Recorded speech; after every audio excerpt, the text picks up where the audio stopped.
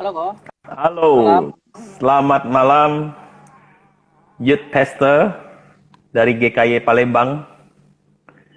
Iya, Wah. tepatnya sebenarnya aku ditempatin di satu pos kok. Jadi, Oh, Pastor. eh, eh, jadi Iya. menggembalakan satu pos di bawah GKY Palembang. Tapi tetap Mm-mm. karena Anak jaraknya muda nggak juga terlalu dong. jauh, jadi iya, jadi Ya, tetap melayani anak muda. dukung lah. Ya, Kok, by the way, mantap. kenapa Oi, videoku nggak itu ya, nge-freeze? freeze ya? Enggak sih. Bentar, Kamu bentar. jalan, videomu tetap jalan. Coba aku live sebentar ya. Baik, baik. Oke. Ya, bagi teman-teman, silakan untuk mengingatkan teman-teman yang lain untuk gabung bersama di dalam IG Live malam hari ini. Belum makan Jenly, makanlah sambil IG live sambil makan.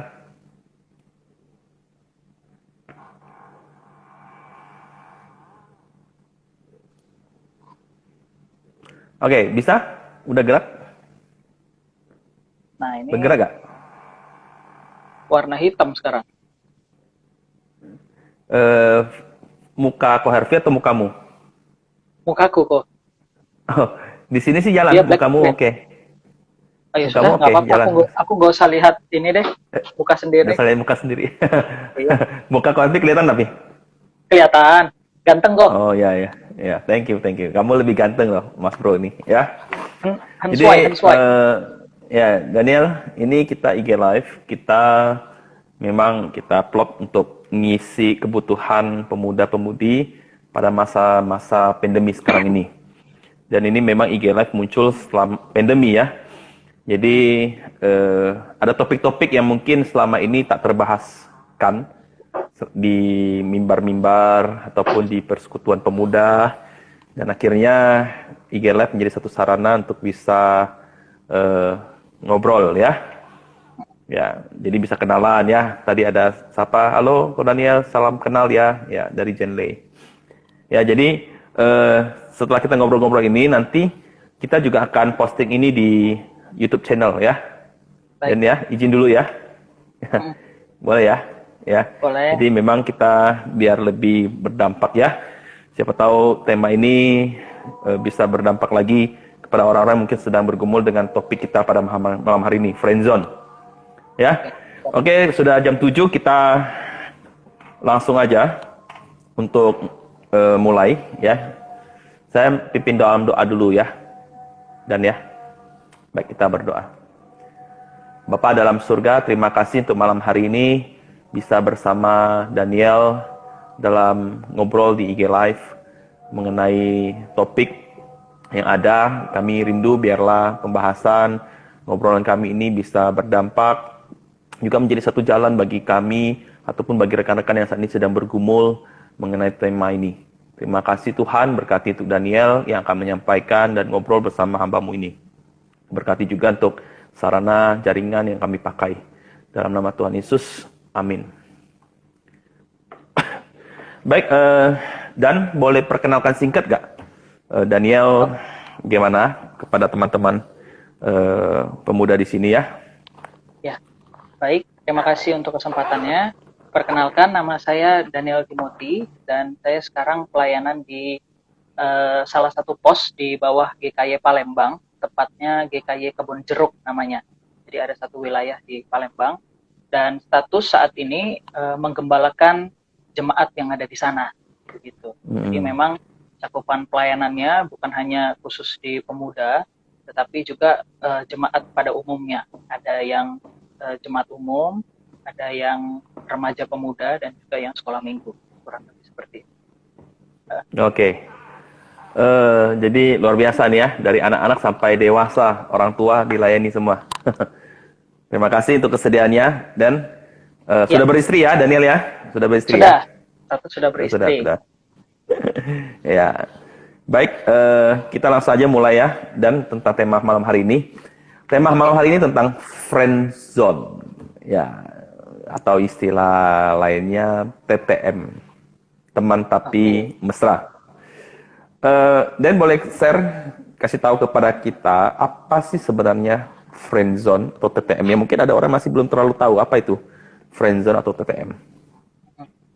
Kalau TTM kan tentu sebuah akronim ya. Jadi memang kalau kita lihat sudah banyak istilah mengenai TTM sendiri.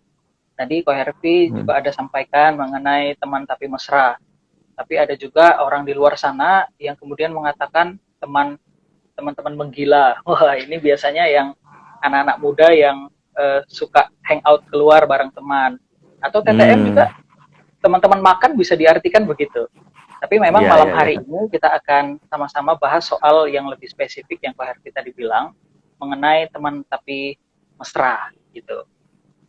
Nah, jadi memang teman-teman sekalian mengenai teman tapi mesra ini sebenarnya dimulai sejak kapan sih gitu ya. Jadi kan memang mungkin ada teman-teman yang mungkin penasaran istilah TTM itu muncul kapan.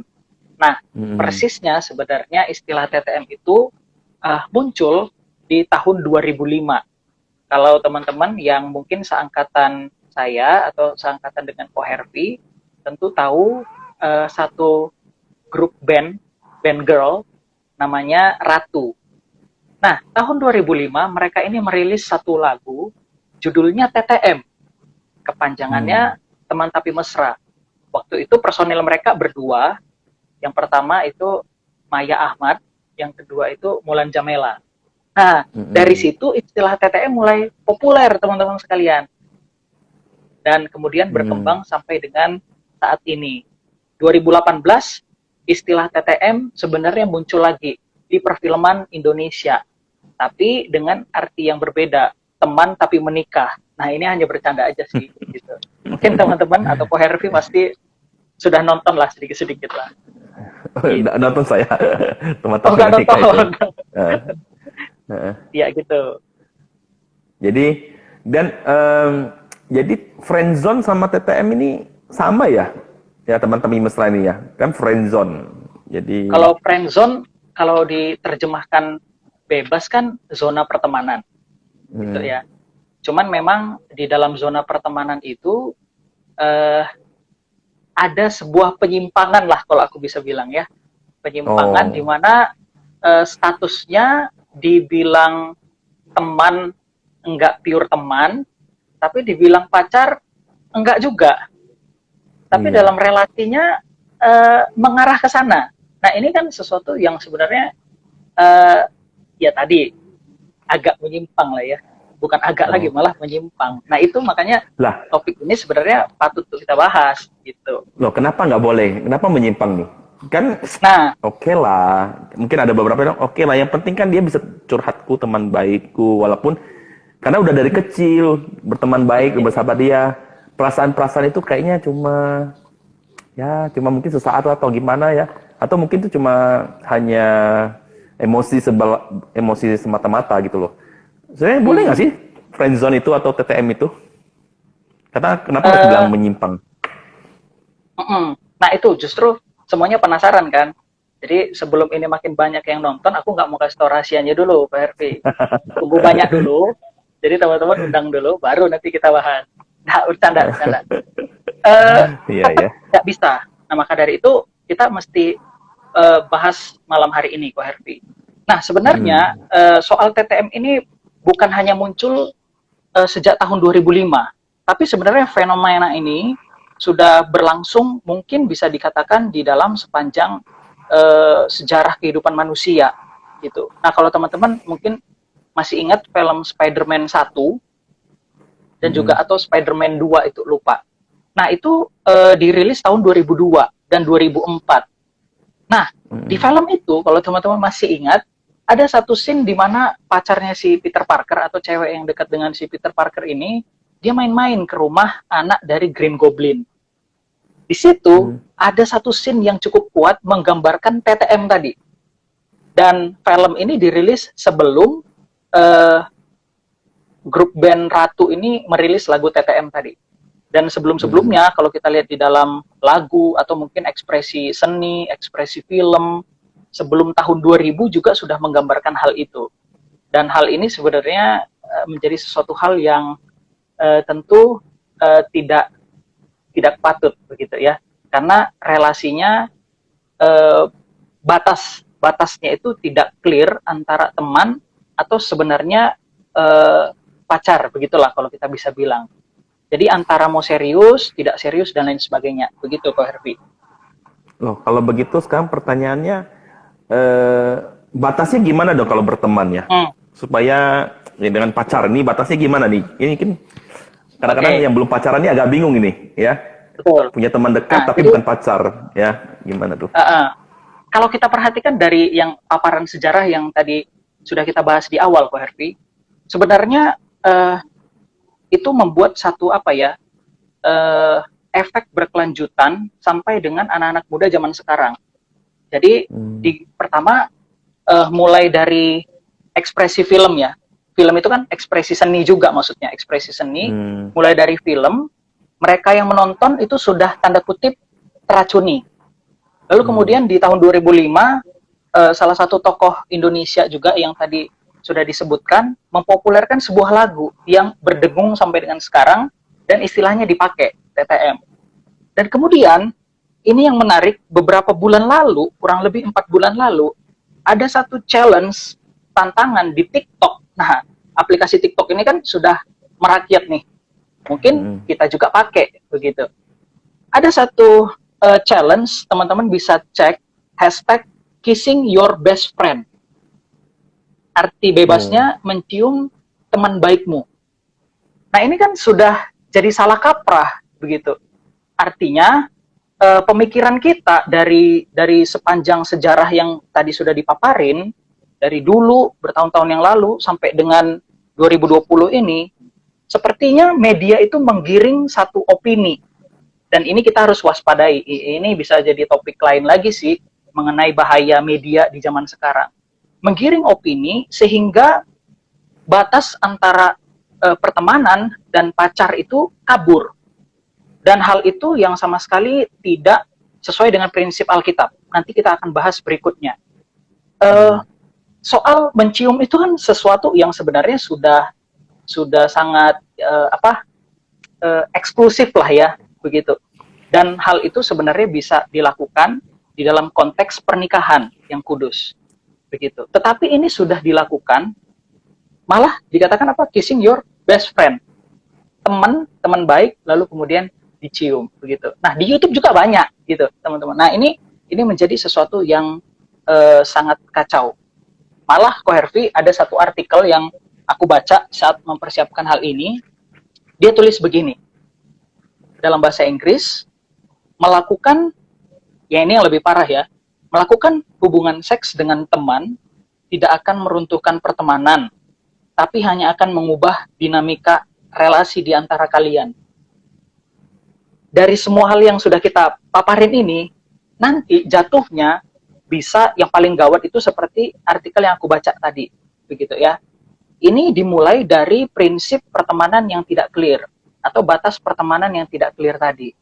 Jadi diawali dari yang mungkin awalnya berteman, tapi kemudian ya sudahlah ya, berteman, saling mengisi ya sama-sama nyaman lah kata orang begitu ya.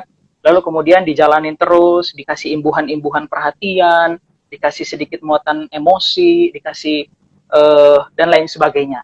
Nah, itu kemudian membawa kepada sesuatu yang berbahaya karena ternyata itu sudah di luar dari batas sewajarnya. Yang jadi masalah adalah ketika itu berada di tengah-tengah. Teman dibilang teman juga enggak, dibilang pacar juga enggak gitu. Nah, statusnya ngambang gitu. Satu orang bilang begini, ini Dr. Jess O'Reilly. Dia mengatakan begini, jika kamu memandang seks atau kehidupan seksual sebagai sesuatu hal yang bisa kamu sharingkan atau berbagi dengan banyak orang, mungkin pertemanan di antara kalian akan baik-baik saja. Akan berbeda jika kamu memandang bahwa kehidupan tentang seksual itu menjadi sesuatu hal yang sangat eksklusif dan kudus. Maka bisa jadi kamu akan hubungan pertemanan kalian akan retak. Nah, pertanyaannya adalah bagi setiap kita yang ikut mendengar, posisi kita ini di mana nih? Gitu. kita setuju dengan statement Ibu Aureli ini tentang yang pertama bahwa kita bisa men-share kehidupan seks itu dengan banyak orang, artinya bukan sesuatu yang kudus, atau kita memandang bahwa relasi yang intim itu juga adalah satu bagian iman kita, begitu, di dalam Yesus Kristus. Nah, kita harus clear dulu soal itu. Lalu gini, Ko Hervi, ada beberapa mitos sebenarnya di dalam TTM ini. Ada yang bilang, ini nyambung dengan yang Ko Hervi bilang tadi di awal ya. Ada yang bilang bahwa TTM itu sebagai satu perjalanan untuk saya bisa move on. Jadi itu seperti satu perjalanan untuk saya bisa move on. Atau ada yang bilang bahwa TTM itu satu obat pelipur lara. TTM hanya mencari sensasi. Ya kan sama-sama nyaman begitu. Lalu kemudian ya dia juga nggak ada risih dan lain sebagainya. Atau ada yang mengatakan bahwa TTM itu nggak bakal bikin sakit hati lah. Kan kami itu ya hanya sekedarnya dan lain sebagainya. TTM lebih baik daripada hubungan tanpa status. Wah, ada yang sampai mengatakan seperti itu. Nah, ini semua mitos yang sama sekali tidak dapat dipertanggungjawabkan dan tidak benar. Nah, maka dari itu kita harus bahas kan, kenapa TTM nggak boleh. Tadi sudah dibahas sedikit, ya kan? Maka TTM itu nggak boleh ada 4 hal, Ko Hervi. Dan juga bagi teman-teman. Yang pertama, omong kosong bila TTM itu, atau ada yang bilang bahwa TTM itu sama sekali nggak melibatkan perasaan. Nggak, itu omong kosong, begitu ya. TTM dalam level yang paling sedikit pun, itu juga akan tetap melibatkan emosi atau perasaan kedua belah pihak tersebut. Dan lebih lanjut, TTM itu bisa membuat seseorang atau kedua belah pihak itu saling tergantung emosinya. Lalu kemudian yang kedua, TTM itu tidak boleh karena itu mengaburkan batas pertemanan atau pacar atau pasangan bagi yang sudah menikah, begitu ya. Jangan pikir yang menikah itu nggak bisa TTM. Banyak. Yang selingkuh, kalau teman-teman lihat, di Palembang beberapa bulan lalu, Ko Hervi, ada berita PNS selingkuh. Gitu. Sama siapa? Teman kantornya. Teman kantor. Dimulai dari mana? Sebuah pertemanan. Dan jatuh cintanya di tempat kerjanya. Begitu. Nah, ini kan dimulai dari sebuah relasi yang biasa sebenarnya. TTM bisa terjadi kepada siapa aja. Jadi bukan hanya di dalam kehidupan kita sebagai anak muda yang belum punya pacar, masih jomblo, atau yang sudah punya pacar, atau yang menikah. Bisa. Nah, ini jadi sesuatu hal yang harus kita perhatikan baik-baik gitu ya. Yang ketiga, TTM itu nggak boleh karena sangat bisa menjerumuskan seseorang ke tindakan negatif, penyimpangan yang lebih parah. Misalnya yang tadi udah disebutkan, yaitu seks bebas tadi, begitu ya.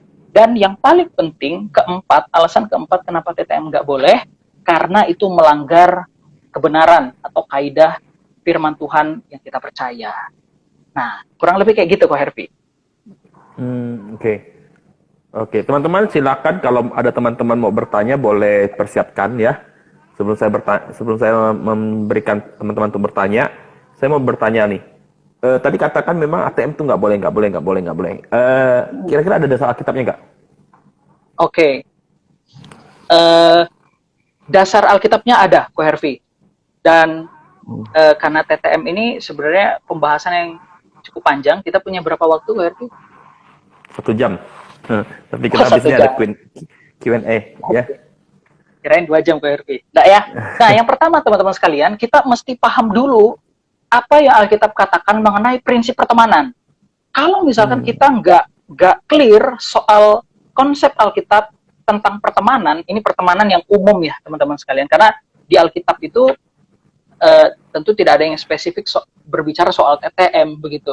Jadi kita bahas dulu mengenai prinsip umum tentang pertemanan yang Alkitab katakan. Ada banyak sekali, tetapi saya hanya akan berikan atau bahas 3 malam hari ini.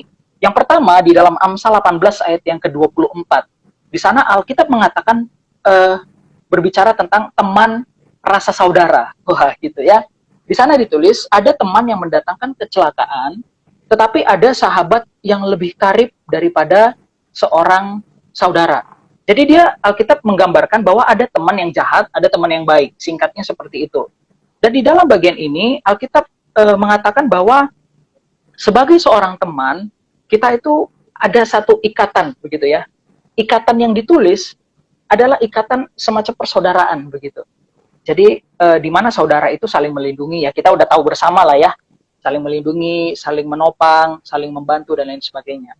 Contoh yang paling nyata dari prinsip ini adalah relasi Paulus bersama dengan Priscilla di dalam Kisah Para Rasul 18. Priscilla punya suami juga, Aquila namanya. Nah, mereka ini satu tim pelayanan, dikatakan seperti itu. Nah, jadi relasi pertemanan di antara mereka itu baik, semacam saudara. Paulus tinggal di rumah mereka.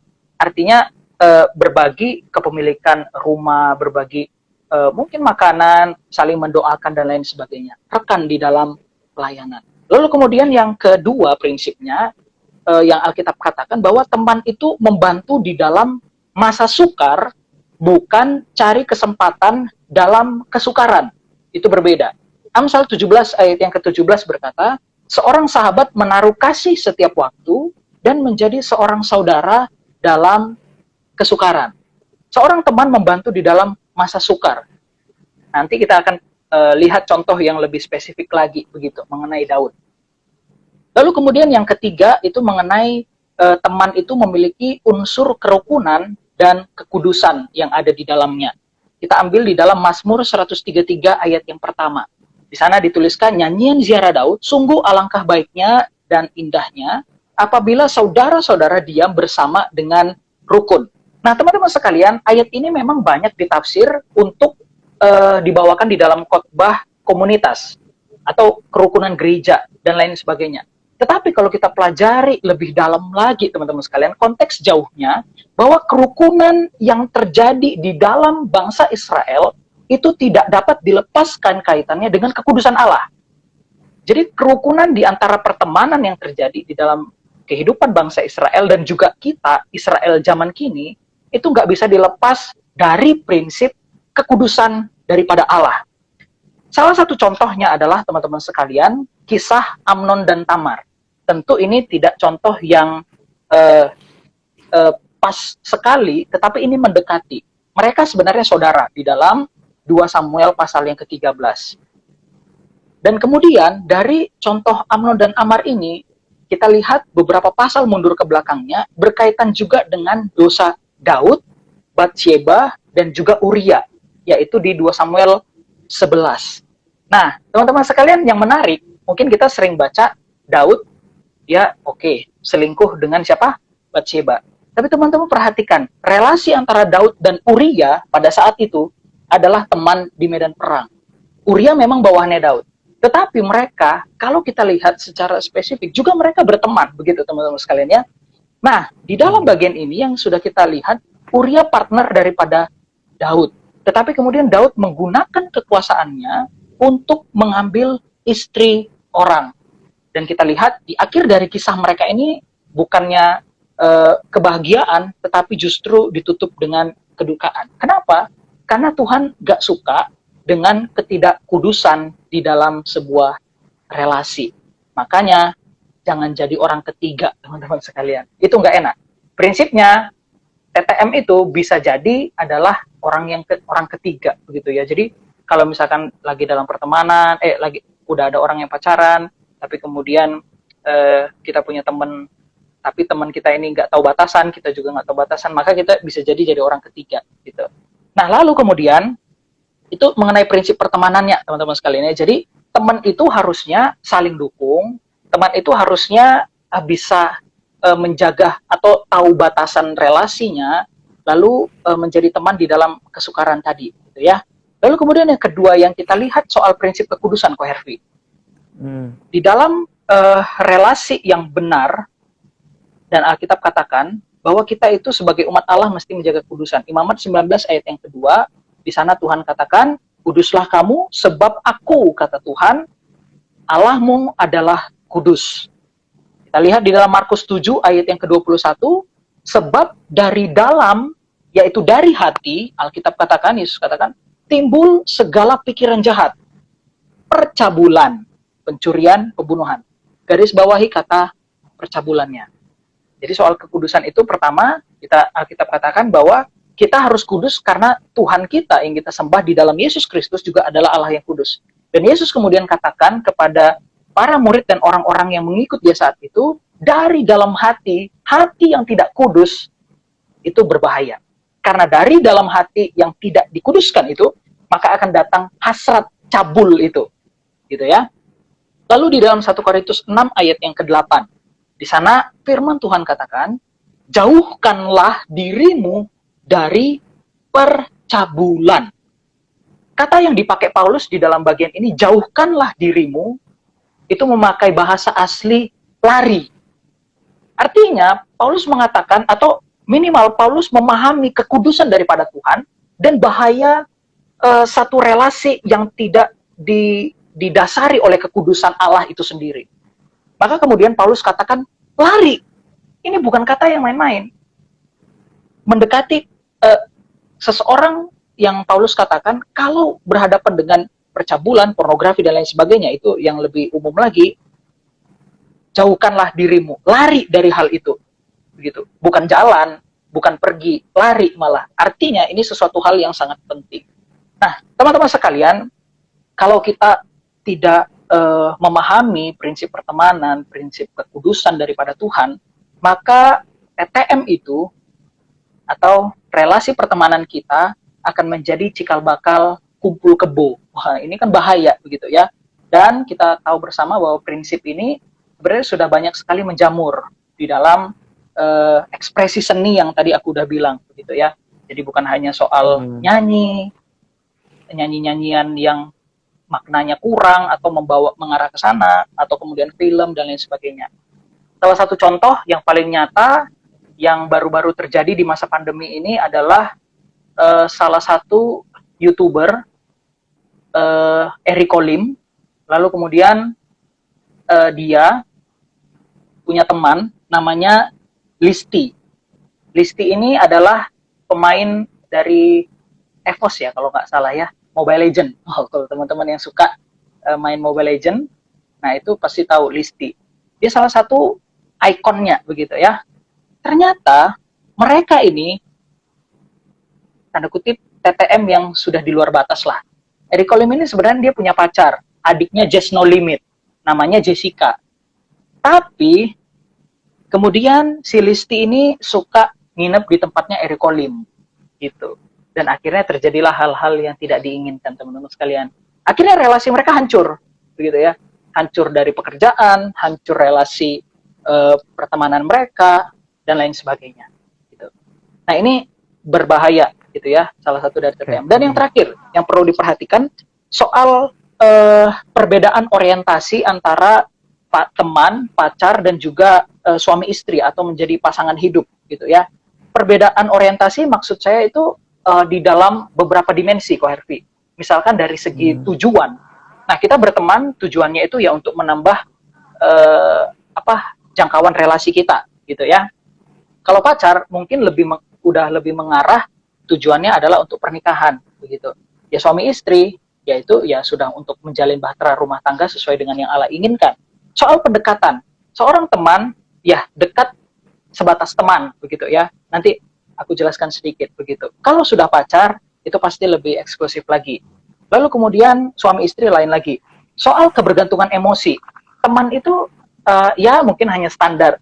Pacar mungkin sudah di next step lagi. Suami istri lebih lagi. Soal tahapan pengenalan, nah ini juga menjadi sesuatu hal yang berbeda tentunya antara teman, antara pacar dan juga pasangan suami istri. Nah, aku bahas sedikit soal beda teman sama pacar. Ya, boleh Ko Hervi? Ya. Oke. Ya, Kayaknya aku terus gak kasih kesempatan Ko Hervi. Nggak apa. Lanjut. Oke. Beda teman sama pacar. Yang pertama, pacar itu punya cakupan perkenalan yang lebih spesial. Dalam arti, seorang pacar tentu yang tadi sudah dijelaskan, orientasinya itu menuju ke pernikahan. Gitu ya. Jadi, pacar itu bukan hanya sekedar cari sensasi atau sekedar ya menikmati masa muda lah begitu, bukan ya teman-teman ya. Di dalam kekristenan kita pacaran orientasinya jelas, yaitu untuk orientasinya ke pernikahan yang kudus tadi. Perkenalan yang dimaksud itu bukan perkenalan fisik, tetapi perkenalan karakter. Nah, ini sekaligus tips dan juga sekaligus teguran bagi anak muda yang berpikir bahwa pacaran itu adalah kesempatan untuk mengenal fisik seseorang. Nah, khususnya ini yang cowok-cowok nih, gitu ya. Nah, teman-teman sekalian, pacaran itu bukan mengenal fisik, tetapi mengenal karakter. Itu yang Tuhan inginkan. Lalu kemudian yang kedua, pacar itu punya bahasa komunikasi yang lebih eksklusif jika dibandingkan dengan seorang teman. Maksudnya begini, mungkin di dalam pacar mungkin kita punya bahasa komunikasi sayang atau ekspresi sayang yang sendiri-sendiri begitu ya. Kita bisa pakai kata baby lah, lalu kemudian kita bisa panggil sayang. Nah, itu kan sudah eksklusif begitu. Jadi komunikasi yang lebih eksklusif antara pacar dibandingkan dengan teman gitu. Kalau teman bisa panggil sayang, lalu bedanya dengan pacar apa? Gitu. Nah, ini soal batasan lagi ya, sekali lagi teman-teman sekalian. Lalu kemudian yang ketiga, pacar itu memiliki bentuk perhatian yang tentunya berbeda atau minimal bisa dibedakan dari sekedar teman. Coba teman-teman bayangin, masa kita bisa atau pacar kita lebih perhatian ke teman ketimbang ke kita? Tidak mungkin, gitu ya. Harusnya kita bisa bedakan bentuk perhatian kita. Dalam arti mungkin lebih intens atau mungkin lebih berbeda dari yang kita tampilkan ke orang lain. Kalau sama, itu justru menjadi sesuatu hal yang berbahaya atau mesti kita evaluasi. Yang sulit adalah beda sahabat sama pacar apa. Kadang-kala kan kita bilang, sahabat itu udah deket sekali begitu. Aku punya teman, misalkan teman-teman cewek, aku udah punya sahabat itu cowok, udah sejak dari TK begitu, atau sejak dari inkubator itu kayaknya udah berdampingan gitu,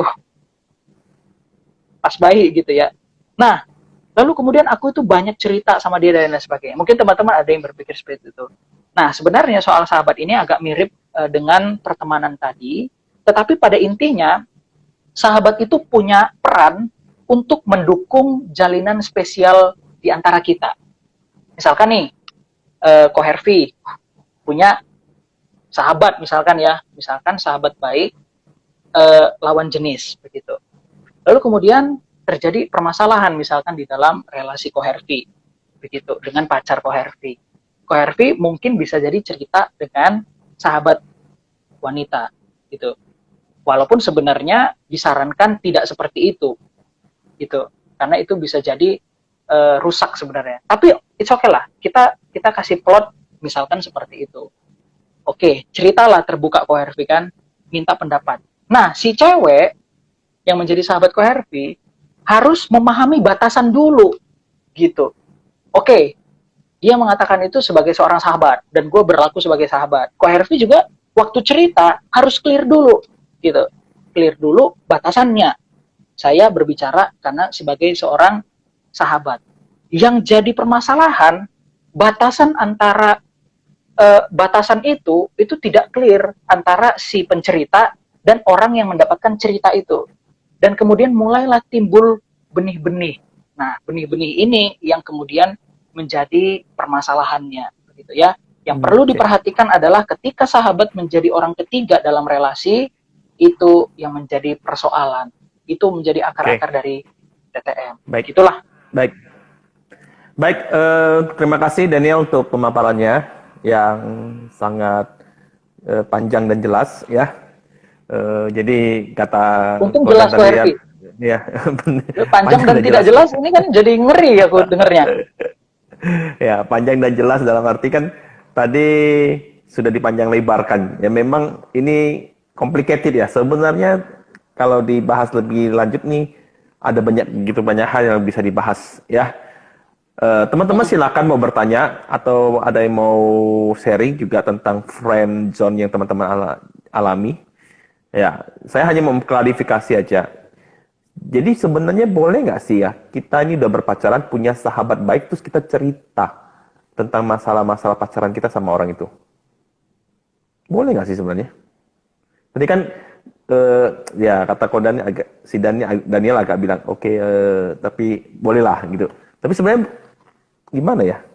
Aku tidak Jadi boleh sarankan nggak sih punya sebenarnya, sahabat Hardi. ya? Hah? Aku tidak Nggak sarankan sarankan. ya? Ya, itu.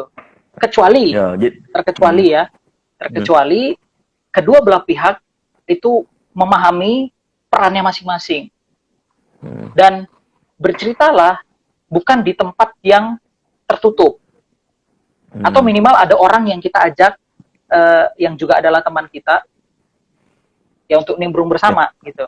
Kalaupun itu nggak ada, ya lakukan di tempat umum dan harus hmm. paham batasan itu. Oke, Kalau nggak bisa dia masuk ke sana. baik, baik. Teman-teman ada pertanyaan silakan mau bertanya sama Bang Deko Daniel ya. Dan mau tanya Dan, Hmm, ini kan konteksnya tadi kan pacaran nih, ya, hmm, udah menikah, TTM dan lain sebagainya.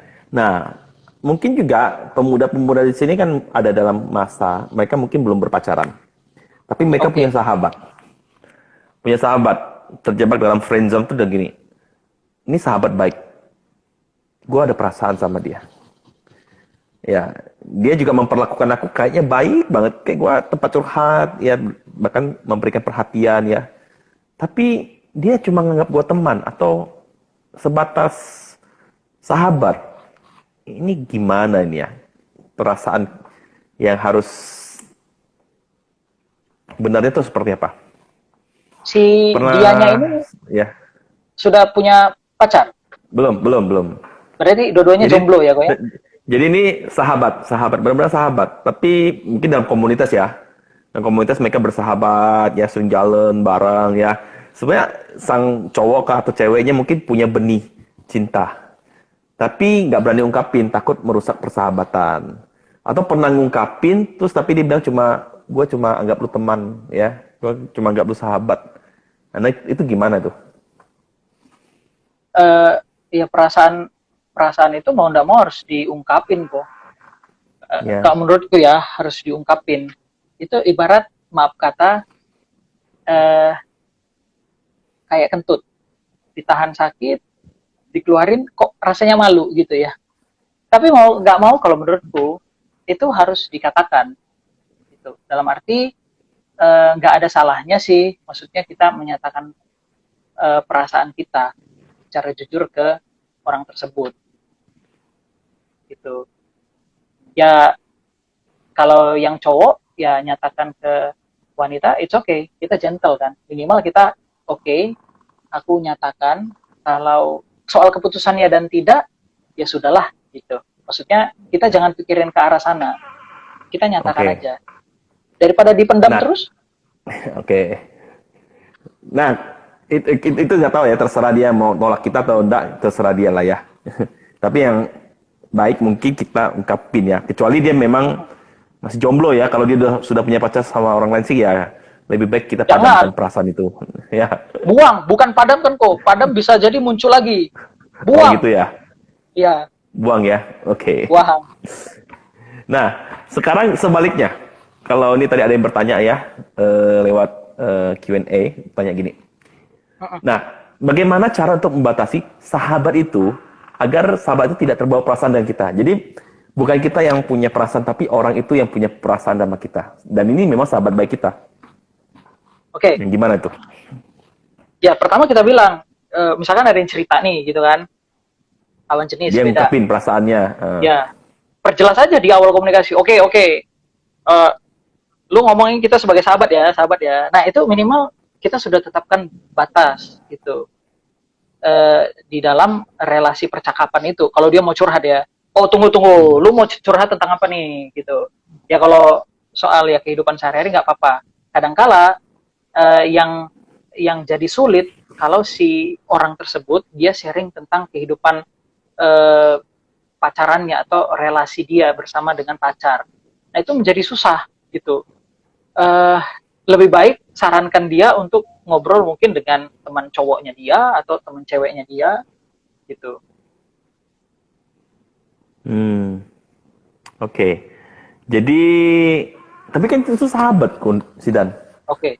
Kan sahabat tuh Yang deket kedua, kali. Jadi, ya memang harus terus dijadikan satu tema khusus di selama 1 bulan di Komisi Pemuda Kohervi mengenai konsep pertemanan yang benar.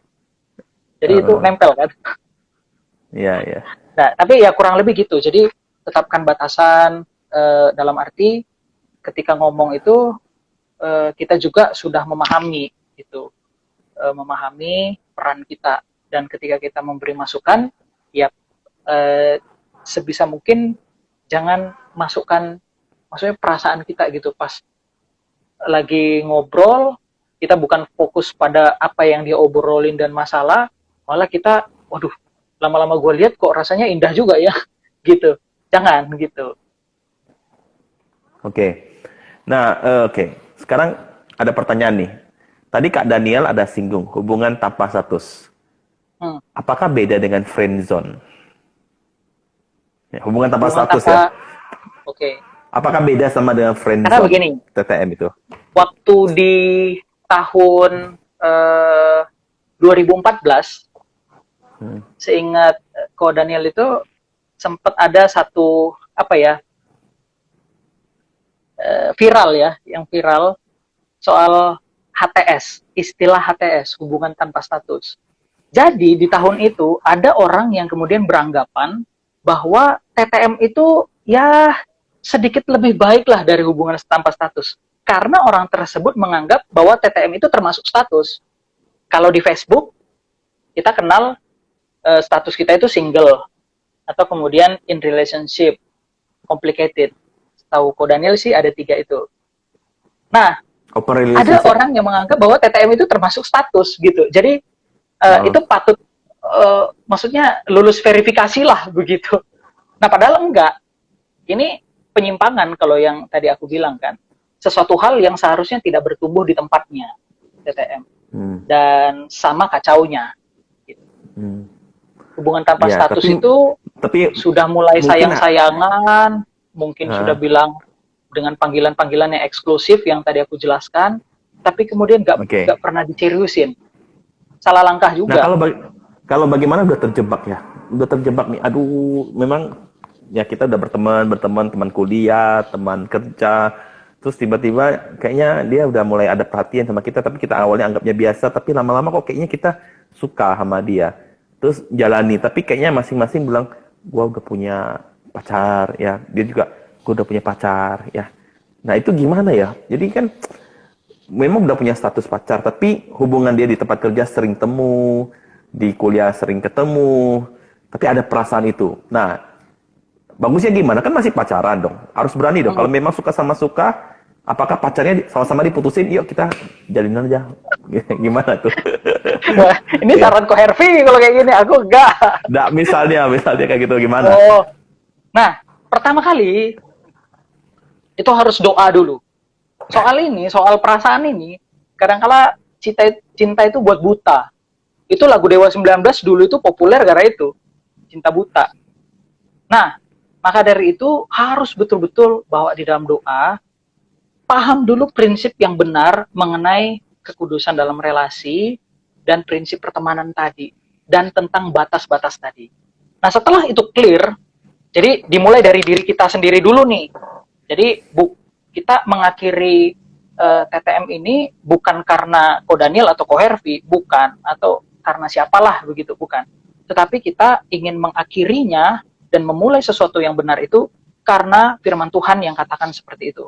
Nah, setelah dimulai dari diri kita sendiri yang paham, kita punya satu will, kehendak untuk mengakhirinya, lalu kemudian lakukan. Artinya kita ngomong sama orang itu, gentleman. Kalau yang cowok harus gentleman ya, bilang maaf sebelumnya, tapi kelihatannya saya nggak mau lagi menggunakan mungkin kalimat-kalimat yang romantis, atau mungkin maafin aku yang dulu sempat gombalin kamu, sampai akhirnya sama-sama ketergantungan emosi satu dengan yang lain.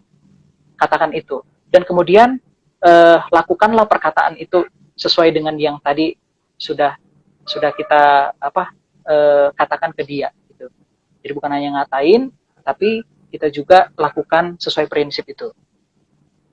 Kedua belah pihak harus memahami. Nah, tapi untuk next step-nya, Ko Hervi, eh, biasanya salah satu pihak belum rela, atau dalam kasus lain ada yang nggak senang, maka relasi kemudian jadi menjauh.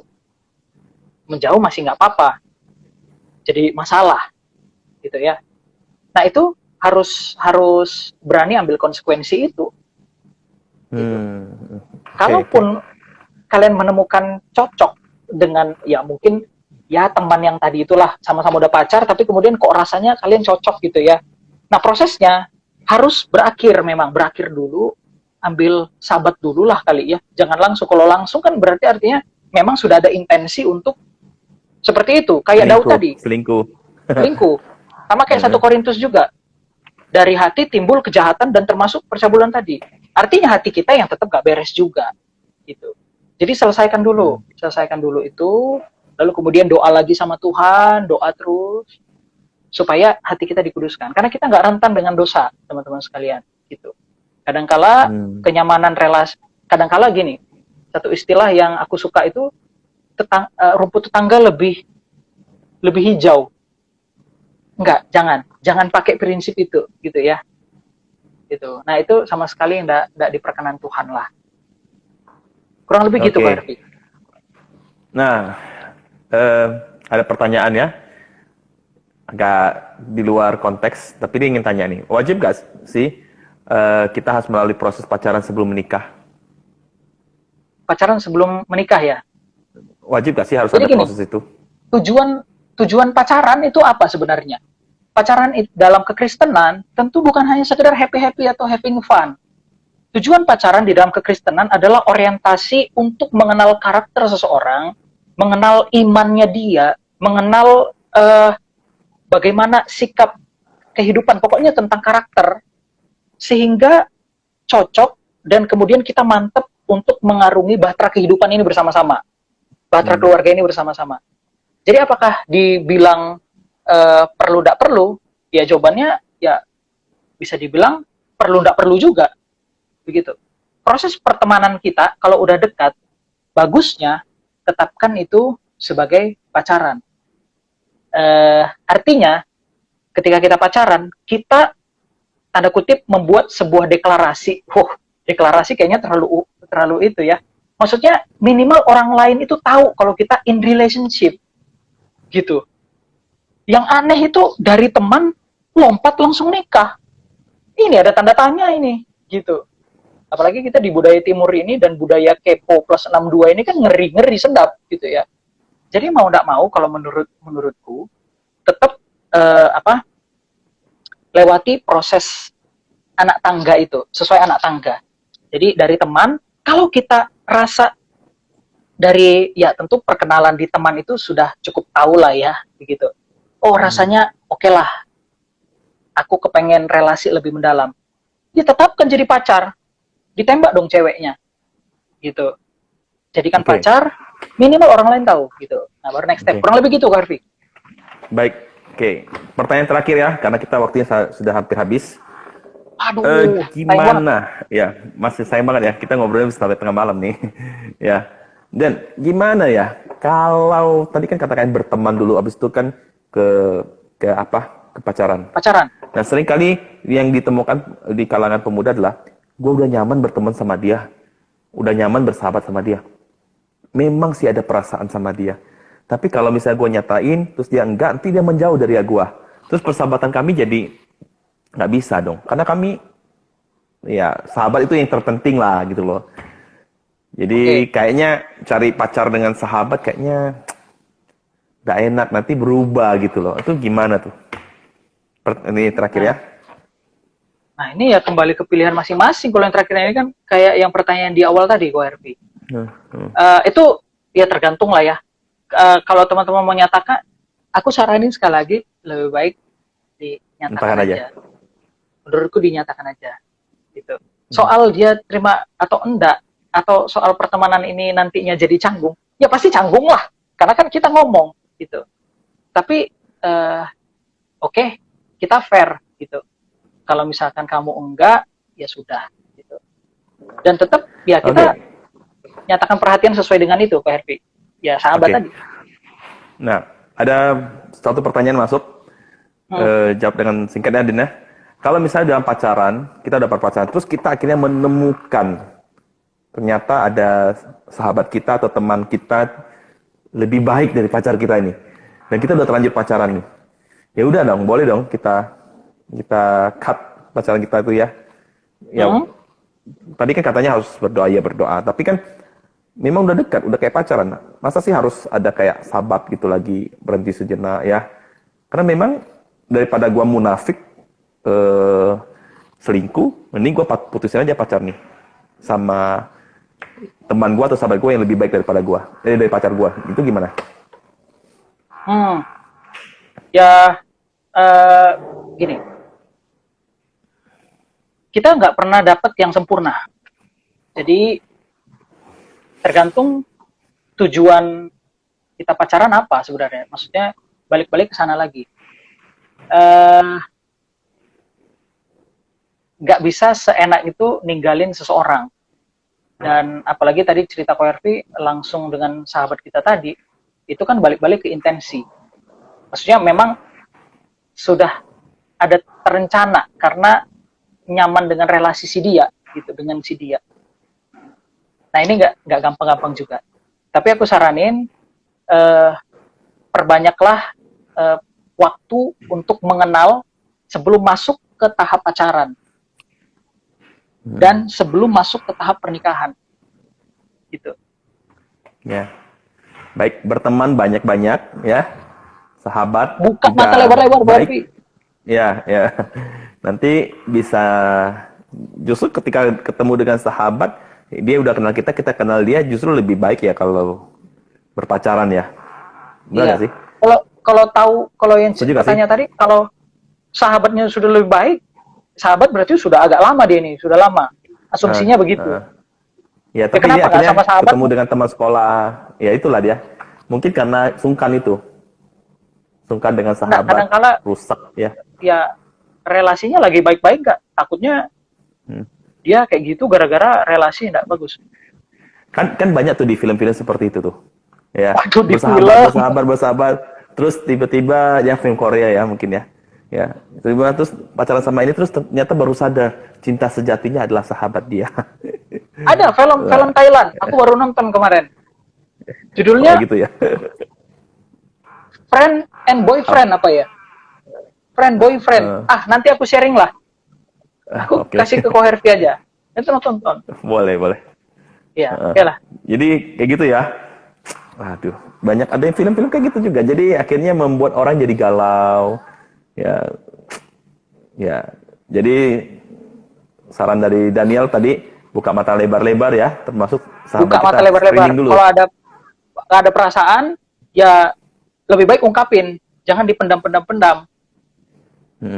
Soal canggung atau enggaknya itu urusan belakangan kan. Ya pasti akan lewat tahap itu, memang sudah wajar. Ya. Dorongan pada malam hari ini, ya bagi yang belum punya pacar ya. Kalau udah punya pacar jangan ya. Belum punya pacar, memang kalau lu suka, ya sampaikan aja sama temanmu, sama sahabatmu, supaya kamu tidak terjebak dalam friend zone. Ya. Begitu ya. Dan tambahan juga Ko Hervi. Kadang-kala kan kalau pemuda ini nanti kita misalkan nyatakan perasaan secara eksklusif dengan si dia gitu. Si cewek ini kemudian cerita ke teman-temannya. Teman-temannya ini juga dekat dengan orang yang suka ini sebenarnya. Lalu di komunitas itu kadang suka dibully. Nah, jangan. Atau jadinya di bahan bercandaan. Teman-teman cowok atau teman-teman cewek sama aja. Jangan gitu. Nah, ini kita butuh komunitas yang terbuka, oke, tapi jangan jadi membuat tidak nyaman seperti itu. Nah, apalagi di dalam komisi pemuda itu malah membuat pemuda-pemudi kita jadinya nggak nyaman di komunitas dan akhirnya keluar gitu. Jangan juga. Oke, Dan. 1 menit closing statement untuk malam hari ini tentang tema friendzone. Closing statement, aku udah siapin Ko Hervi. TTM itu awalnya bergetar, tapi berakhir jadi getir. Awal getar, akhir getir. Bergetar kan? Kayaknya nyaman. Tapi berakhir pahit juga, Ko Hervi. Lebih baik jangan. Oke. Thank you untuk sharingnya. Friendzone tema kita hari ini, kiranya kita boleh berbijaksana ya di dalam kisah cinta teman-teman ya.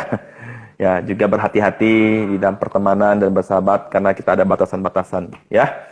Terima kasih untuk Daniel yang sudah sharing pada malam hari ini. Bagi teman-teman yang ikut terlambat ya, jangan khawatir, nanti kita akan ada YouTube ya atau di IG TV-nya ya. Thank you Dan boleh tutup dalam doa Dan untuk kita malam hari ini. Oke, yuk mari teman-teman kita sama-sama berdoa. Bapa kami di dalam surga, bersyukur malam hari ini Tuhan berikan kesempatan buat kami untuk berdiskusi dan juga berbincang mengenai friendzone. Tuhan, sesungguhnya kami adalah manusia yang lemah, yang seringkali terjebak di dalam hawa nafsu kami, atau bahkan relasi-relasi yang tidak dikenan oleh Tuhan. Maka dari itu kami meminta pertolongan daripada Allah Roh Kudus untuk juga boleh mematraikan firman Tuhan dan diskusi kami malam hari ini di dalam hati kami. Dan biarlah kami juga boleh bijak di dalam menata relasi kami bersama dengan banyak orang di luar sana.